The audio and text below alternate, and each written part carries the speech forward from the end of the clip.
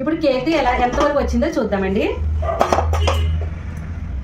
మధ్యలో ఇలా ఒక్కసారి ఇలా పెట్టి చూసుకున్నారంటే ఓ రెడీ అయిపోయిందా? It's ready. అప్పుడే అయిపోయింది, ఏం అంటుకోవట్లేదు అసలు. చూడండి ఎంత బాగా రెడీ అయిపోయిందో. ఓకే, ఏం అంటుకోవట్లేదు. ఇప్పుడు మనం మూత పెట్టి గ్యాస్ బంద్ చేసేద్దాం. ఇదిగోండి, మనం ఇప్పుడు ఇలా తీసుకొని పక్కకు పెట్టేసుకొని ఒక మూత వేసేసి దీని మీద అలా ఉంచేసుకోవాలి ఒక హాఫ్ అన్ అవర్ వరకు. ఇప్పుడు మనం కేక్ మీద మూత పెట్టి హాఫ్ అన్ అవర్ అయిపోయిందండి. ఇప్పుడు కేక్ ఎలా ఉంది అనేది చూద్దాం.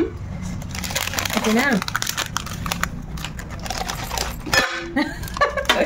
వచ్చేస్తుంది చక్కగా. ఇది కూడా తీసేసుకోవచ్చు. లైట్ వెయిట్ లాగా ఎంత బాగుందో చూసారా?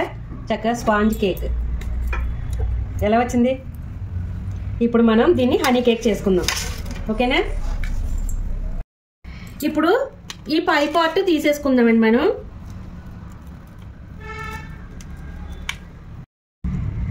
ఇదిగోండి, ఇది తీసి పక్కకు పెట్టేసుకుందాం. దీన్ని మామూలుగా నార్మల్గా తిందాము.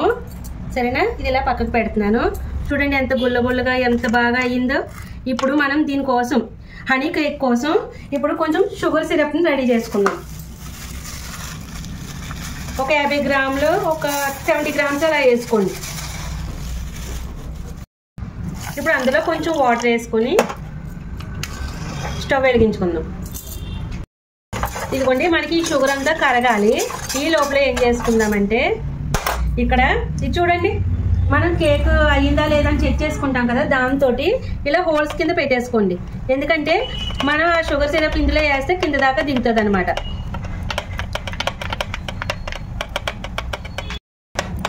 ఇదిగోండి, మనం ఇలా హోల్స్ పెట్టేసుకొని పక్కకు పెట్టేసుకుందాం.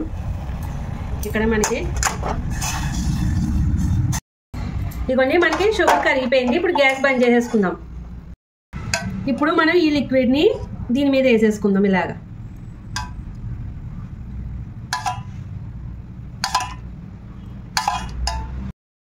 ఇదిగోండి, ఇలా వేసుకున్న తర్వాత ఈ సైడ్ కూడా కొంచెం అంటుకునేలాగా ఇలా పుయ్యండి. ఇప్పుడు కొంచెం లిక్విడ్ని ఇలా ఉంచుకోండి. ఇప్పుడు ఆ లిక్విడ్లో కొంచెం హనీ మిక్స్ చేయండి ఇలాగా.